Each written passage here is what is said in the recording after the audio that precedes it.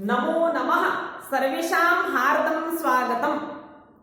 मित्राणि, अधुना वयं वैयाकरणसिद्धान्तकौमुद्याः कारकप्रकरणे द्वितीया विभक्तौ अपिः पदार्थसम्भावनान्ववसर्गगर्हासमुच्चयेषु इति सूत्रं पठामः।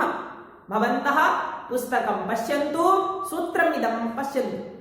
तर्हि अस्य सूत्रस्य प्रथमं कार्यं भवति पदच्छेदः। तर्हि आदौ पदच्छेदः करणीयः। अपिः इति एकं पदं पदार्थसम्भावनान्ववसर्गगर्हासमुच्चयेषु इति अपरं पदम्।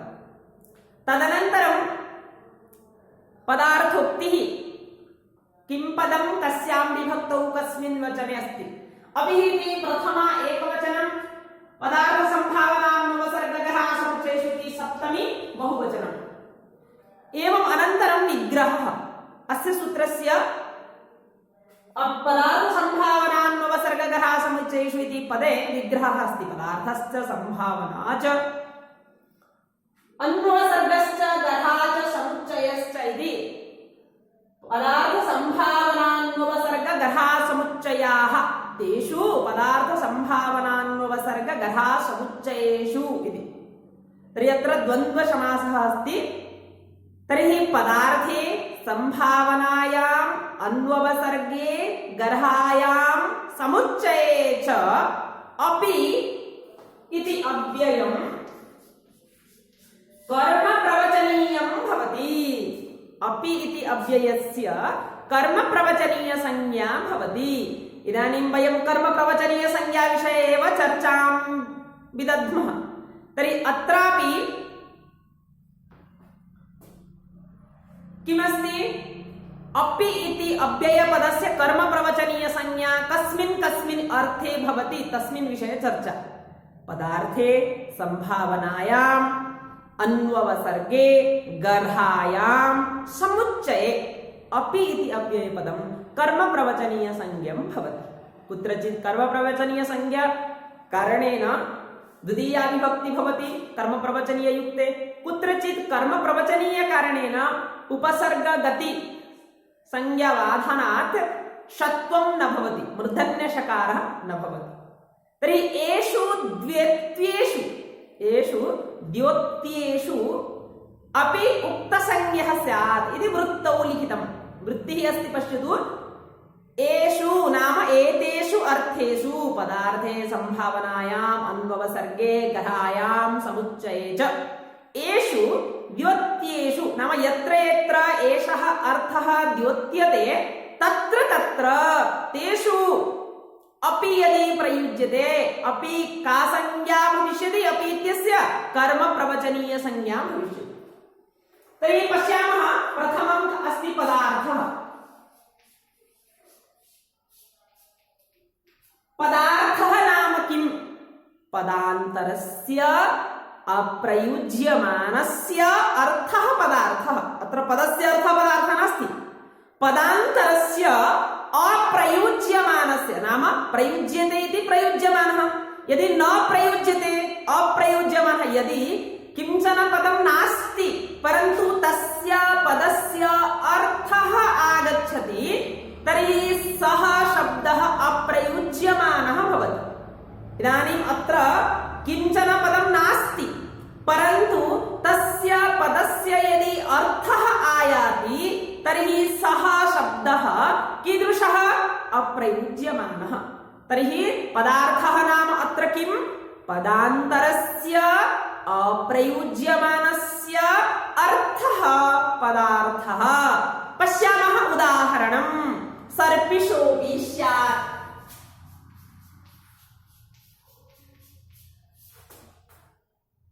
सर्पिषो इति न लिखामः, सर्पिषः अपि स्यात्। पश्यतु, सर्पिषः, सर्पिः, सर्पिः नाम घृतं, सर्पिषः नाम षष्ठी विभक्ति एकवचने सर्पिषः, सर्पिः, सर्पिषौ, सर्पिषः। तर्हि षष्ठी एकवचने किं भवति? सर्पिषः।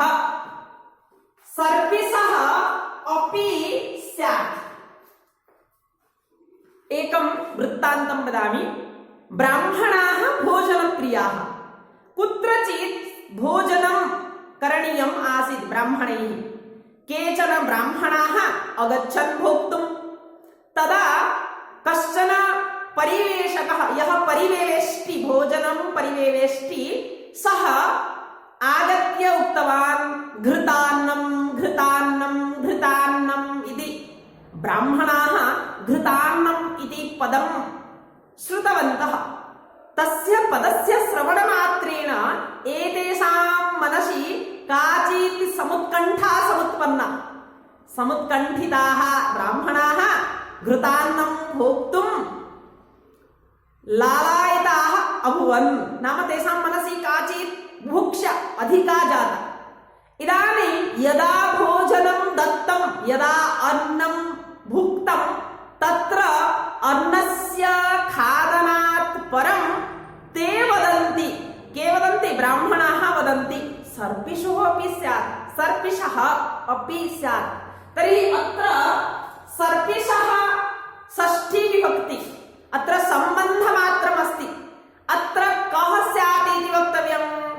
अत्र कर्तृदौर्लभ्यम् अस्ति। सर्पिषः विन्दुः स्यात्। अत्र संभावनायां लिङ्गि अश् धातोः लिङ् लकार अस्ति स्तः सन्ति इति तस्य धातोः लिङ् लकार विधिलिङ् लकारे स्यात् स्यातां स्युः। थोड़ा सा घी का एक बूंद भी होता, वो भी नहीं था। तर्हि अत्र सर्पिषः किं स्यात्? बिन्दुः स्यात्। तर्हि अत्र बिन्दुः इति पदम् अस्ति वा? बिन्दुः इति पदम् अत्र प्रयुज्यते वा? न प्रयुज्यते। परन्तु बिन्दुः इति पदस्य अर्थः अवगम्यते, गम्यते केन? अपि शब्दबलेन। तर्हि अत्र अपि शब्दः कं द्योतयति? बिन्दुः इति पदं द्योतयति। सर्पिषः अपि स्यात् इति कथनेन सर्पिषः बिन्दुः स्यात्, बिन्दुः अपि नासीत् इति अर्थः।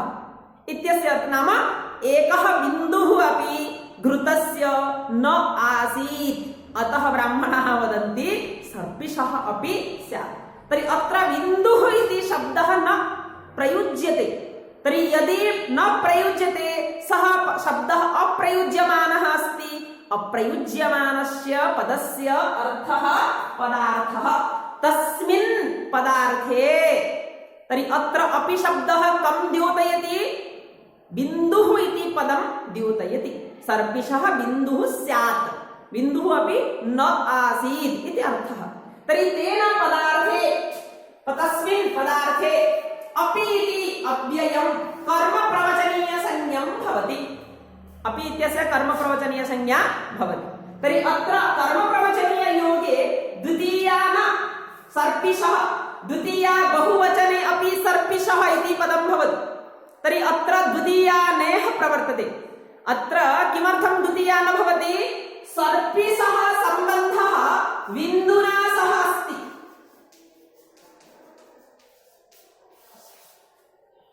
कस्य बिन्दुः? सर्पिषः बिन्दुः। तर्हि सर्पिषः सम्बन्धिभूतस्य सम्बन्धः केन सह? बिन्दुः इति पदेन सह अस्ति। कस्य बिन्दुः? सर्पिषः बिन्दुः। बिन्दुः कस्य? सर्पिषः। तर्हि अत्र सर्पिषः इति पदम् अपि कर्मप्रवचनीयेन सह न युक्तम्। यदि कर्मप्रवचनीययुक्तं न भवति तर्हि द्वितीया विभक्तिः कथं भवेत्? तर्हि अत्र द्वितीया विभक्तिः इति शङ्का न कार्या, द्वितीया विभक्तिः नास्ति एव। तर्हि इदानीम् अपि शब्दबलेन कः लाभः? अपि इति प्रयोगेन स्यात् इति पदे दन्त्यसकारस्थाने मूर्धन्यषकारः प्राप्तः आसीत्। यदि उपसर्गः भविष्यति तर्हि अत्र तु कर्मप्रवचनीयमस्ति। कर्मप्रवचनीयकारणेन उपसर्गसंज्ञा गतिसंज्ञा उभयोः बाधा भवति। तेन कारणेन अनुपसर्गत्वात् न शः, उपसर्गाभावात् न शः, षत्वं न भवति। तर्हि अत्र स्यात् इति न भवति। स्पष्टम्?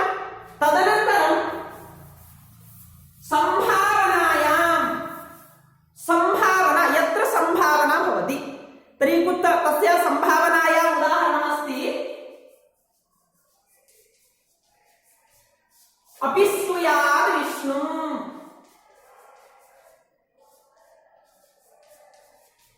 अपि स्तुयात् विष्णुम्, विष्णुम् विष्णुम् अपि स्तुयात् इति। तर्हि अत्रापि अपि कर्मप्रवचने अस्ति। संभावना कथमत्र? संभावना अत्र शक्त्युत्कर्षम् आविष्कर्तुं वदति। नाम विष्णुः अवाङ्गमनसगोचरः अस्ति। वाचा मनसा तस्य नाम कथनम् अनन्तरं चिन्तनमपि न सम्भवति। तर्हि तादृशस्य अवाङ्गमनसगोचरस्य विष्णोः स्तुतिः कथं भविष्यति? तथापि संभावनायां वदति विष्णुम् अपि स्तुयात् इति। तर्हि अत्र विष्णुः कीदृशः अस्ति? विष्णुः कीदृशः? अवाङ्गमनसगोचरः। तादृशस्य अवाङ्गमनसगोचरस्य विष्णोः स्तुतिः कथं सम्भवति? अतः अत्रापि वदति अपि स्तुयात्। संभावना अस्ति, कदाचित् सम्भवेत् इति। तर्हि वदति अपि स्तुयात्। अपि अत्र कर्मप्रवचनीय संज्ञा भवति संभावना अर्थे। यदि कर्मप्रवचनीया भवति तर्हि उपसर्गसंज्ञा न भवति। उपसर्गसंज्ञा न भवति चेत् दन्त्यसकारस्थाने मूर्धन्यषकारः न भवति। तर्हि अपि स्तुयात् एव भवति। अपि स्तुयात् विष्णुम्। तस्य उदाहरणमस्ति संभावनायाम् अपि इत्यस्य कर्मप्रवचनीय संज्ञा भवति। तदनन्तरमस्ति अन्ववसर्ग। अन्ववसर्गः नाम किम्? अन्ववसर्गः नाम कामचारानुज्ञा।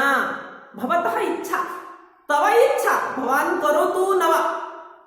यदि इच्छा अस्ति करोतु, यदि नास्ति न करोतु। तर्हि वदति उदाहरणम् अपि स्तुहि। लोट् लकार मध्यम पुरुष एकवचने त्वम् अपि स्तुहि। त्वं स्तुहि, त्वम् अपि स्तुहि। अत्र अपि कर्मप्रवचने अस्ति। यदि अपि योजयामः अस्य अर्थः कः? अपि स्तुहि इत्यस्य अर्थः स्तुहि वा न वा तव इच्छा। स्तुतिं करोतु न वा तव इच्छा। यदि इच्छा अस्ति तर्हि स्तौतु, यदि इच्छा नास्ति न स्तुहि। तर्हि वदति त्वम् अपि स्तुहि। अत्र अन्ववसर्गः नाम कामचार अनुज्ञा। परीक्षायां कदाचित् प्रश्नः आगच्छति अन्ववसर्गः इत्यस्य कः अर्थः? तत्र चत्वारः विकल्पाः भवन्ति। तत्र अन्ववसर्गः नाम कामचार अनुज्ञा। स्वस्य इच्छा यथेष्टं कुरु। तर्हि यदि इच्छति तर्हि करोतु, यदि न इच्छति न करोतु। तर्हि त्वम् अपि स्तुहि। यदि कश्चन छात्रः अस्ति, शिक्षकः वदति पठ इत्युक्ते भवान् पठतु एव, त्वं पठ। यदि शिक्षकः वदति अपि पठ, तर्हि अपि पठ कथयति चेत् तस्य कः अर्थः? अन्ववसर्गः। तव इच्छा, पठति चेत् पठतु, नास्ति चेत् मास्तु। यदि त्वम् इच्छसि तर्हि पठ, यदि न इच्छसि न पठ। पठ वा न वा। तर्हि अपि पठ, अपि गच्छ, अपि लिख, अपि वद। कश्चन वदति संस्कृतम् अपि वद। अपि वद यदि वदति तर्हि तव इच्छा। यदि इच्छति संस्कृतं वदतु, यदि न इच्छति मास्तु। तर्हि तत्र बलप्रयोगेन न वदति, भवान् वदतु एव इति।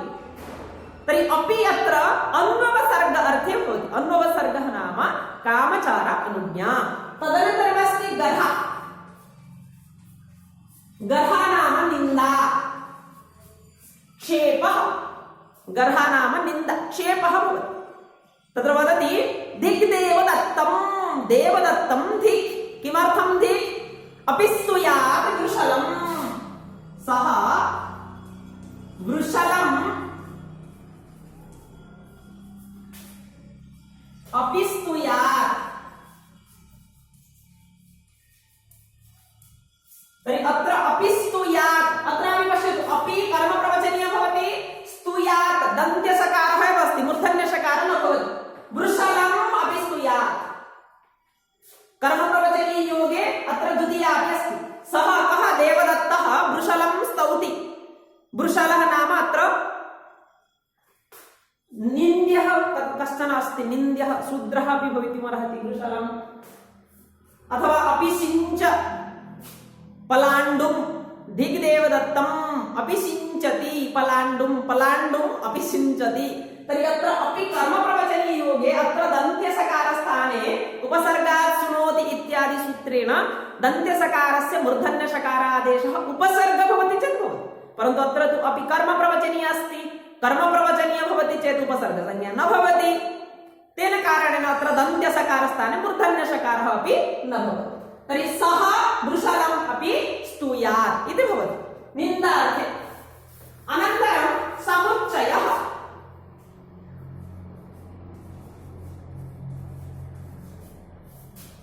समुच्चयः इत्यस्य कः अर्थः?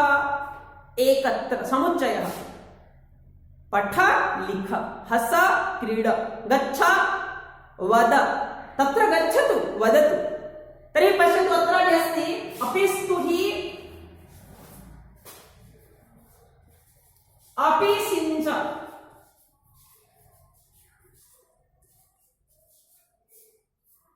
अपिस्तुहि अपिसिञ्च। अत्र अपिस्तुहि अपिसिञ्च इत्यस्य कः अर्थः? स्तुहि च सिञ्च च, स्तुहि च सिञ्च च इत्युक्ते भवान् स्तौतु अनन्तरं भवान् सिञ्चतु, एकत्रैव वदतु।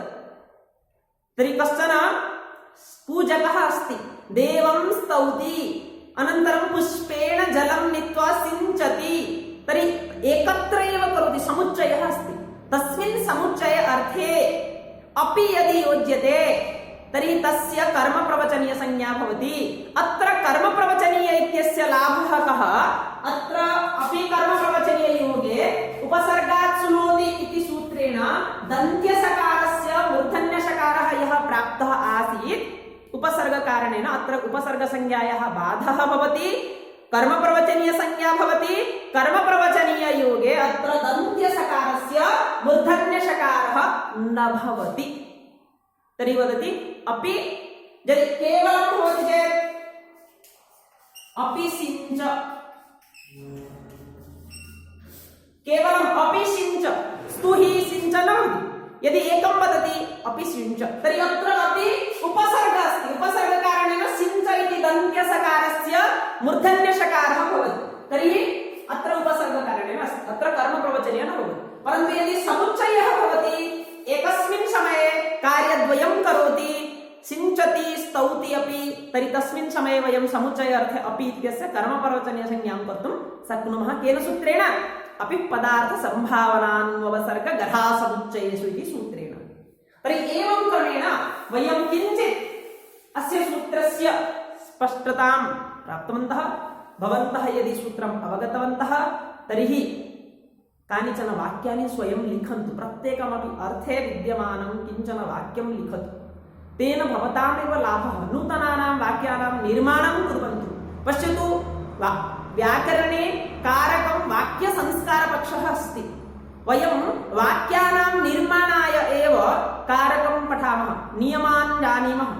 तर्हि अस्य सूत्रस्य किं किं वाक्यं भवितुमर्हति, लोके भवन्तः कथं प्रयोक्तुम् अर्हन्ति, तथा तादृशानि कानिचन वाक्यानि विलिख्य प्रेषयन्तु कृपया। चिन्तयामि भवन्तः अवगतवन्तः स्युः। यदि शङ्काः सन्ति, यदि प्रश्नाः सन्ति, अवश्यं पृच्छन्तु। अहं भवतां प्रश्नानां समाधानाय प्रयत्नं करिष्यामि। अस्तु, तर्हि वयं पुनर्मिलामः। जयतु भारतं, जयतु संस्कृतं। धन्यवादाः।